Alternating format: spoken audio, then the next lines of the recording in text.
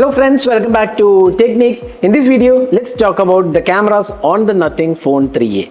So Nothing Phone 3A and 3A Pro were launched in India, and the basic difference between these two devices apart from the design is the camera system. Now the Nothing Phone 3A has a telephoto 50 megapixel camera, while the Nothing Phone 3A Pro has a periscope telephoto lens.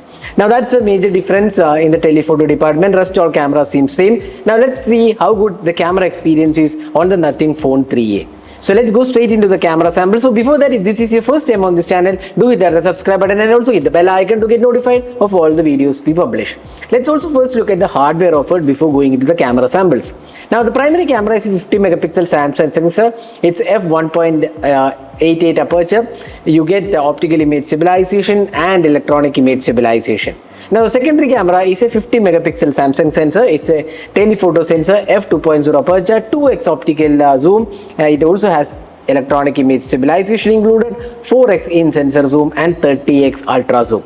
Now the third camera is an 8 megapixel Sony sensor, which is an ultra wide angle camera, f2.2 aperture and 120 degree field of view. Now the selfie camera is a 32 megapixel Samsung sensor, f2.2 aperture. So that's the camera hardware. Now the rear camera can do 4K 30 FPS and the front camera can do 1080p resolution. So that's the video recording. Let's go straight into the camera samples to see how it performs. So looking at the daylight captures, first you can see here there is plenty of details on offer. The colors are nice and wide. The richer tones offers great detailing as well. The dynamic range also looks good. The sky colors are also rendered really well. So Nothing has done a really good job, I would say, in terms of the primary 50 megapixel shooter.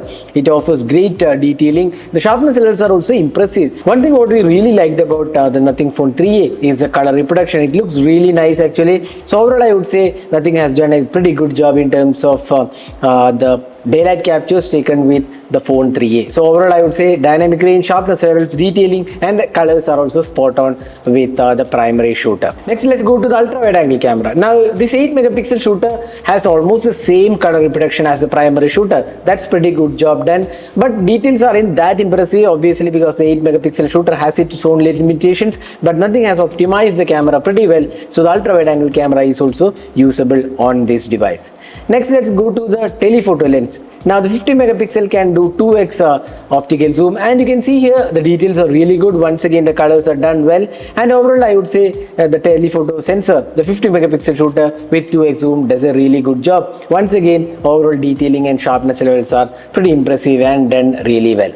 Now moving on to the close-up shots, the primary shooter does a good job here. You can see here the details are nice and wide, the colors are also good, the sharpness levels are also good, and overall clarity and detailing looks great on the Nothing Phone 3A.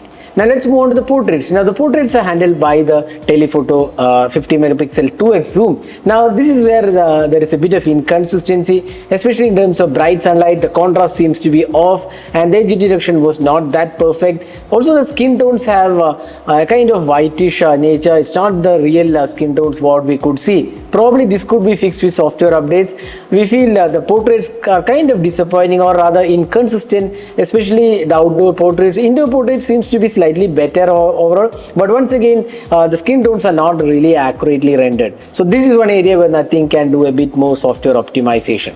Let's move on to the low light captures. Now in indoor artificial light, it does a good job. Once again the details are good, nice and wide, and the colors are also done really wide, and overall the sharpness levels also looks good with adequate indoor lighting. Now in extreme low light conditions where the night mode kicks in, the details are good.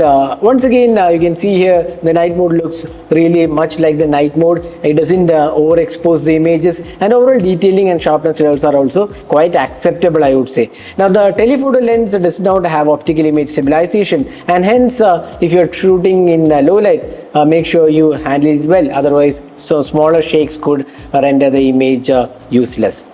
Now moving on to the selfie camera, the 32 megapixel selfie camera does a good job. The skin tones are slightly reddish in nature, but more or less okayish, I would say. It doesn't make any sort of issues overall. The detailing, the sharpness levels, the dynamic range, everything looks good. Overall I would say I'm pretty happy with the selfie camera. It looks good and overall details also looks good, and the background bokeh effect also looks pretty good with the portrait selfie. So what do you guys think about the selfie camera? Do let us know your thoughts in the comment section. Now moving on to the video recording, the 4K 30 FPS footage was pretty well done with stabilized footage, but the colors were a bit saturated in nature. We are not really sure why it happened, but colors seemed a bit saturated, but overall quality definitely looks good. The dynamic range also looks really nice, and the stabilization is done well. Now it's the same case with the 1080p 60 fps. Once again, the colors are slightly richer, but the stabilization works really well. But we did feel slight jitteriness in some of the videos, but it doesn't happen all the time. These are some things which can be fixed via software updates. Now the ultra wide angle camera is kind of average. I would say 8 megapixel shooter is pretty much average in terms of overall quality. Now the telephoto lens can shoot in 2x zoom, and it does a really good job in terms of details and sharpness levels, and it's definitely acceptable in terms of quality. So this is the front facing camera sample taken with the Nothing Phone 3a, which can record videos in 1080p resolution, either 60 fps or 30 fps. There is no 4K support for the selfie camera, so you can judge yourself how good the clarity of the video is and also the audio output from the video.